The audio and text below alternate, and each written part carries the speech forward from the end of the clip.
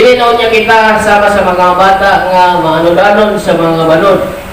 O mapadpad nga ito nga ni sa nagbali-bali nga hangin sa katulunan sa balimbong mga tao nga magpasalag sa uban pinagi sa mga tanghaga nga ilang gibuhat. Sa kinsi kinahanglan noon motubo kita sa tanang pagi.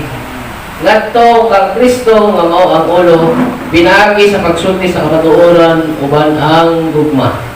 So ngano kinahanglan pa rin sa pagtubo dahil sa itong kahibalo sa itong Ginoong Hesukristo, mga kaigsunan ang tubag na sa versikulo 15. Amen? Kinahanglan noon motubo kita sa tanang pagi. Para daw, ano man, para daw, dili na ta bali-bali, o dili na ta, mailan ba sa mga malipungon ng mga pagtulunan?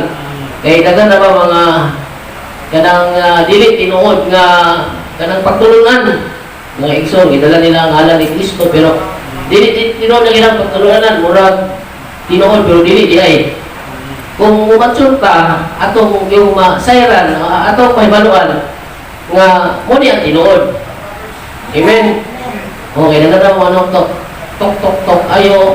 Yan pala yun, hindi pa tok, ayo. Sabi, ato man, sir. Mati kayo. Magsangyaw mo yun. Sige, magsangyaw mo. Sabi yung isangyaw.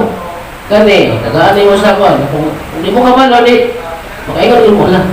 Tinutigila na kay tada ilang sinina. Nya, putingin sila. Ngayon na yung mga Kristanon. Nya, dasig mo kayo. Yung mga Kristanon, dili mo na sikon. Dasig ka sila kung sangyaw, di ba? So, ang point niya, nga, para ta mo mature. Mutubo ta ba? Mutubo. O, dili ta pagpabiling nga ng bata sa pag-alagad sa Ginoo. Mabitaw ko din, nung nagtuunta, natay Sunday school, natay Bible study, para mo increase pag yun ang atong kahibalo sa atong Ginoong Hesukristo, pinagi sa pulong sa Ginoo. Nga sa matakaroon ko niya nga atong giningitunaan ang pulong sa Dios. Amen?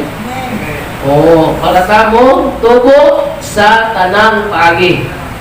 Sa tanang paagi.